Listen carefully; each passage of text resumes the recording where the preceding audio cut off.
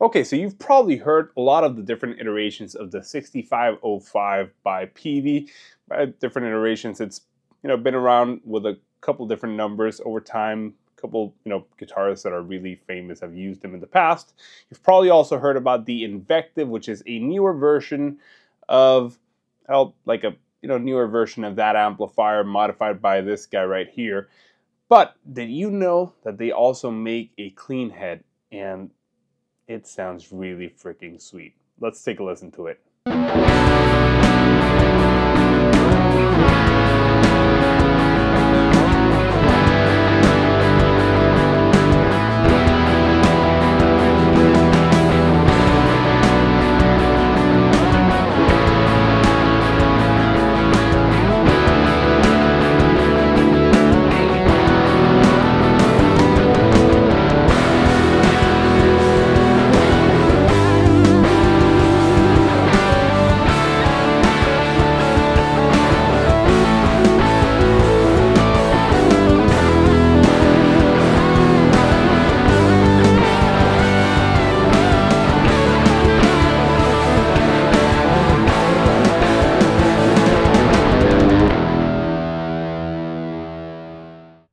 What is up, guys? Welcome back to yet another video. My name is Franco Torres. I'm a guitar player based in Fort Wayne, Indiana, and today we're talking about the Peavey Classic 20 mini head. 20 stands for 20 watts, and MH already said it, mini head. This is Peavey's take, or Peavey's stab at the mini head format on their Classic 20 amplifier. And the Classic 20 is like none of their other amplifiers, in my opinion. It's pretty much just a clean head or a clean amplifier. It sounds great. It's got a couple of 12AX7 preamp tubes in there with the ECC83, if I'm not mistaken. The amplifier is very similar to the 6505 mini head. If you already saw that video, you already know what I'm talking about. If you haven't, I'm going to link it here, but also going to obviously talk about it in this video. Similar in terms of, the front panel, you've got your on-off switch and then your standby on or off. We've got two light indicators to actually let us know that the tubes are working in correct conditions. We've got a 3-band EQ, we've got a reverb, we've got a volume for your main clean channel, and then we've got a switch for the second channel and a pre and post gain on that channel as well. On the back panel, it looks very similar to the 6505 mini head. Like I said, we've got a switch that changes between the different wattage modes, so you can actually tap the wattage, which is really darn cool.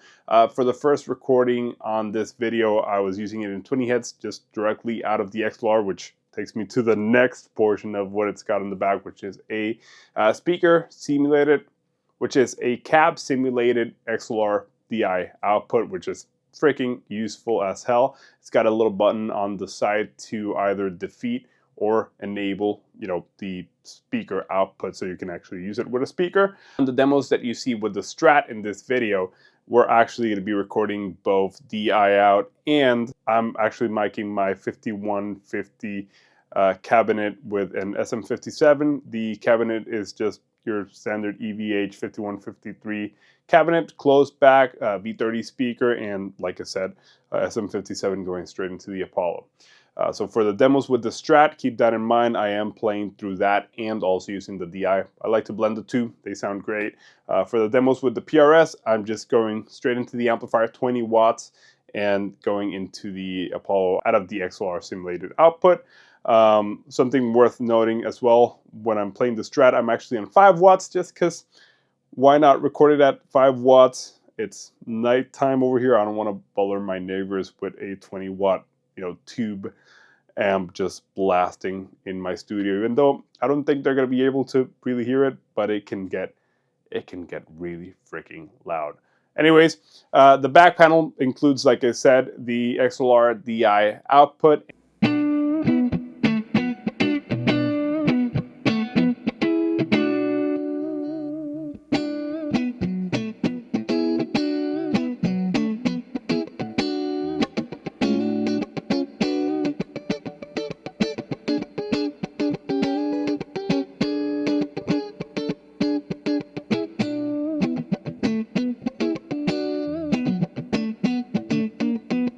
after the XLR DI outputs, we've got an effects loop, which is really useful, especially if you're using any time-based effects or modulations.